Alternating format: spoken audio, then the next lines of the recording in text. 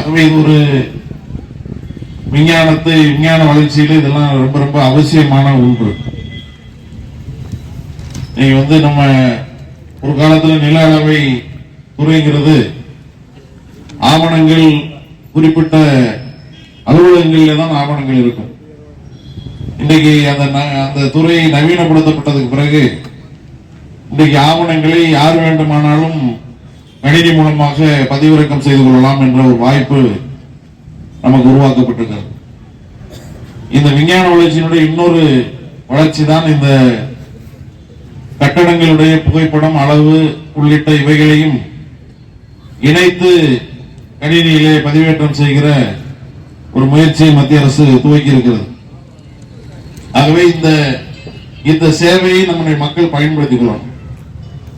பொதுவா நகர்ப்புறத்தில் என்ன பிரச்சனைனா, நீங்க நகர அளவை ஆகட்டும், நீங்க ஒரு தெருக்களை வடிவமைப்பதாகட்டும், ஒரு திட்டங்களை செயல்படுத்துகிற போதும் நீங்க அளவீடு செய்கிற போது பல்வேறு பிரச்சனைகளை சந்திக்க வேண்டியிருக்கு. நீங்க ஒரு சாக்கடை கட்டணும்னா, இங்க பாதாள சாக்கடை வந்துருச்சு. அதுக்கு முன்னால சாக்கடை கட்டணும்னா அல்லது ஒரு தெருவில் நீங்க ஒரு சின்ன பாலம் கட்டணும் அல்லது ரோடு போடணும் அப்படின்னாவே நீங்க அது இதையெல்லாம் செயல்படுத்துவதற்கு பல சிரமங்களை நாம் சந்திக்க வேண்டியிருக்கு. உள்ளாட்சி அமைப்புகளுக்கு இருக்கக்கூடிய ஒரு பிரத்யேகமான சிரமம் என்னன்னா, ஆக்கிரமிப்புகள் இன்றைக்கு பரவலாக இருக்கிற போது அதை கண்டறிகிறதே ஒரு பெரிய பிரச்சனையாக இருக்கும். ஆனால் இப்படி ஒரு நவீனப்படுத்தப்பட்ட ஒரு வடிவம் வந்துடுச்சுன்னா, ஒரு லேஅவுட் இருக்கு, இந்த லேஅவுட்ல ரிசர்வ் பிளாட்னு அரசாங்கத்துக்கு சொந்தமான, நகராட்சிக்கு சொந்தமான, மாநகராட்சிக்கு சொந்தமான இடம் இருக்குன்னா, அந்த ரிசர்வ் பிளாட்டை பொது நோக்கத்துக்காக ஒதுக்கி வைக்கப்பட்டிருக்கூடிய பிளாட்டை சில தனிநபர்கள் ஆக்கிரமிப்பதும் அல்லது வேறு சில காரியங்களுக்காக பயன்படுத்துவதுங்கிறதெல்லாம் இருக்கு நடைமுறையில். ஆகவே இதையெல்லாம் கூட இந்த சர்வேயில் நம்ம கண்டறிய முடியும், ஒழுங்குபடுத்த முடியும் என்பதற்கான வாய்ப்புகள் இந்த சர்வேல இருக்கு.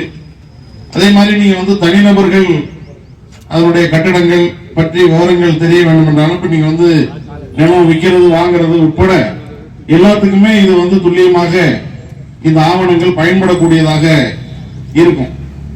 ஆகவே இந்த திட்டம் நிறைவேறுகிற போது சில இதுல எரர்ஸ் கூட ஏற்படலாம்.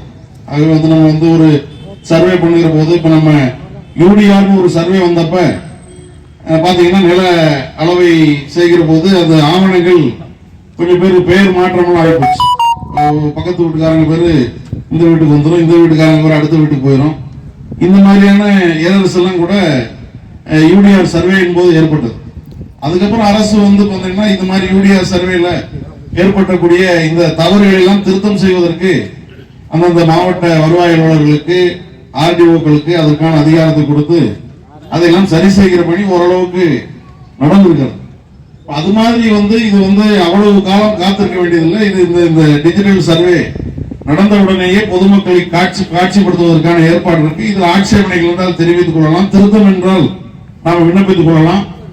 பொது இடங்கள் எவ்வளவு இருக்குங்கிறத ஒரு வார்டை சேர்ந்த பொதுமக்களே தெரிந்து கொள்ளலாம். நம்ம கோரிக்கைகள் வைக்கலாம், நம்முடைய உள்ளாட்சி பிரதிநிதி மூலம் கோரிக்கை வைக்கலாம். ஆகவே இது அனைத்திற்கும் பயன்படக்கூடிய அளவுல இந்த சர்வேங்கிறது இருக்க போகுது. ஆகவே நம்ம இந்த சர்வேக்கு நம்முடைய பொதுமக்களுடைய ஒத்துழைப்புங்கிறது ரொம்ப ரொம்ப முக்கியம். இந்த சர்வே டீம் வருகிற போது நம்முடைய சரியான ஆவணங்களை அதுல கொண்டு வருவதற்கான அனைத்து உதவிகளையும் பொதுமக்கள் தரப்பு செய்யணும். எந்த திட்டம் நிறைவேறினாலும் பொதுமக்களுடைய ஒத்துழைப்பு இல்லைன்னா அந்த திட்டம் நிறைவேறாது. ஆகவே அது பொதுமக்களுடைய ஒத்துழைப்போடு இந்த சர்வே நடத்தப்பட்டால் தான் அது ஒரு உண்மையான சர்வேயா இருக்கும். உண்மையான விவரங்கள் அதில் பதிவேற்றப்படும். அந்த வகையிலே பொதுமக்கள் அனைவரும் இந்த நில அளவை செய்வதற்கான இந்த சர்வே வருகிற போது அதற்கான ஒத்துழைப்பை தர வேண்டும். அதை மக்களுக்கு பயனுள்ளதாக மாற்றுவதற்கு நீங்கள் எல்லாம் உதவி செய்ய வேண்டும் என்று கேட்டு இந்த நிகழ்ச்சியை துவக்கி வைப்பதிலே நான் மகிழ்ச்சி அடைகிறேன். நன்றி, வணக்கம்.